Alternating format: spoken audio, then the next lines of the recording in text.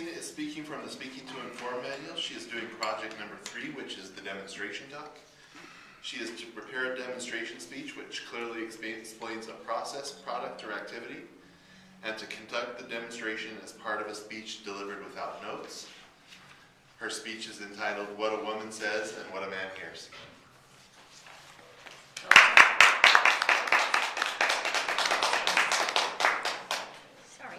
Tina Clinebell has been a member of Toastmasters on and off for the past 14 years and is currently a member of only SAS.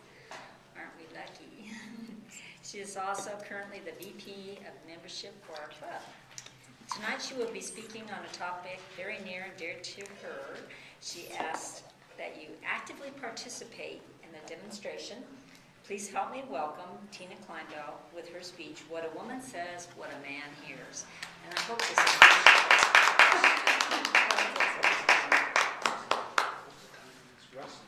Oh, sorry, it is... 5 to 7. 5 to 7. 5 to 7, yeah. I apologize. It was on here, but... Thank you, Madam Toastmasters. Good evening, fellow Toastmasters. Can you hear me now? How many of you remember the famous commercials for Verizon and back in the days when I think Sprint used to be Sprint? Where they said, can you hear me now? Can you hear me now? Fantastic. Today what I'd like to do is talk about the difference between hearing and listening. Thank you, John, for working us up into that type of atmosphere with your difference between education and training. Very similarly, I think a lot of people think that hearing and listening are the same thing. But really, they're not. Listening is a much more active process than hearing itself is. Obviously, in order to listen, one needs to be able to hear. And so I just want to define so everybody's clear. When we talk about hearing, it's the actual ability to hear sounds, to have the audible input register as a listener. But to actually listen is more than hearing, because you need to interpret what's being said, you need to focus, and you need to pay attention to the sound and the audible activity. I think probably one of the easiest and best ways to demonstrate when listening fails is where we've had a breakdown in communication, or what many of us know is referred to as selective listening or selective hearing. And so what I'd like to ask you all to do is you should have a handout in front of you of a husband and wife sitting at the breakfast table about to have a conversation. And one of you, I think Roxanne, has the one that says, What a Woman Says. If you don't mind sharing and reading to all of us what that says.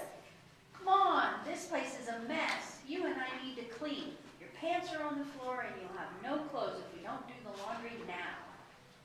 Thank you. And now one of you has What a Man Hears. If you could please share with us on that picture what the man actually hears from that. Come on, you and I, on the floor, no clothes, now. Thank you, Jeffrey.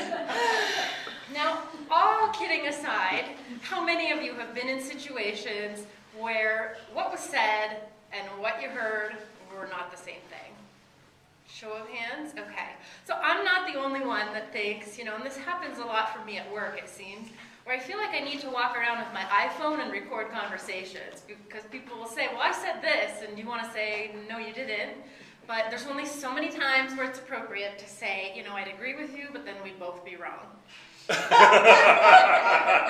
having said that, the actual demonstration, now that everybody's already started to participate, that I want you to do is something that I thought after the International Convention, I went to a great educational session on cockpit communication, where it was highlighted the importance of clear communication where you have to be specific and direct, and the instructions need to be clear and good in order to make sure that what you're communicating is heard by the receiver. And when lives are at stake, as you can imagine in the cockpit, when we've got pilots flying airplanes, you want to make sure you understand the message. So what I'm gonna have everybody do is hold up the piece of paper that you have your cartoon on, and in order to simulate a situation of cockpit communication, I'm gonna have you actually do this exercise with your eyes closed, and I want you to know that there's not gonna be many directions, there'll only be 3 or 4 directions that I give, and there's gonna be times where probably you're gonna need to interpret what you're hearing, because you won't have the ability to ask questions. So I will try to speak clearly and make this exercise as painless as possible. It is a simple exercise. I'm going to ask everyone to participate. And I would like you to hold your cartoon piece of paper out in front of you. Close your eyes. And I want you to fold this piece of paper in half.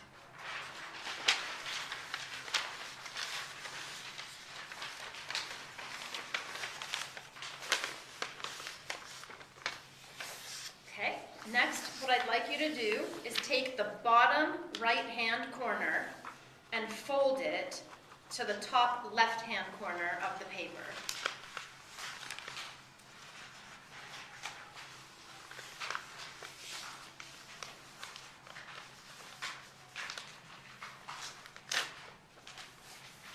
Now, I would like you to fold the paper in half once again.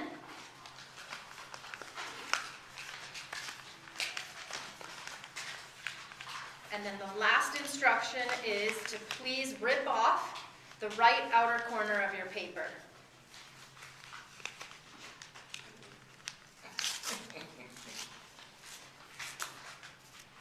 Okay, now you can open your eyes, and please open up your piece of paper, and I'd like you to hold it up so we can see if everybody's papers look the same.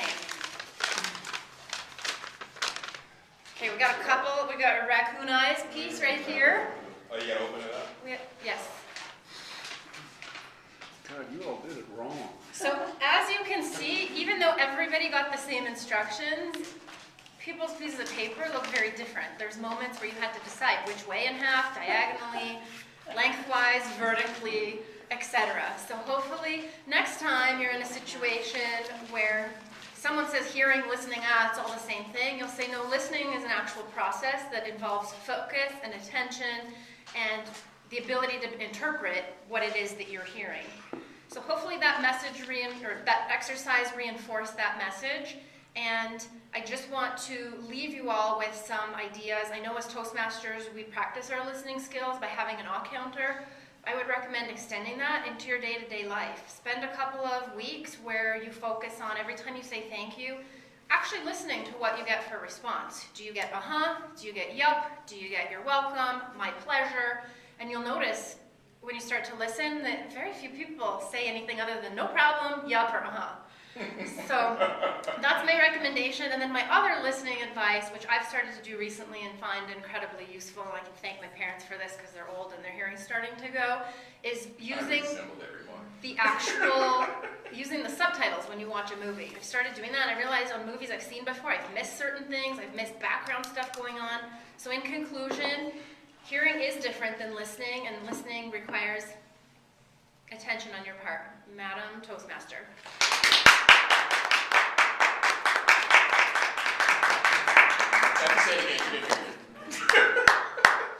Madam Toastmaster.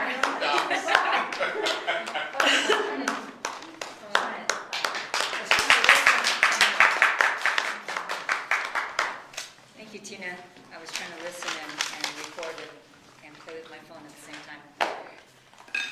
At this time, I would like to ask our members to write a few notes to Tina, how they heard her, and the guys will write some notes, and the women will write some other ones. Just kidding.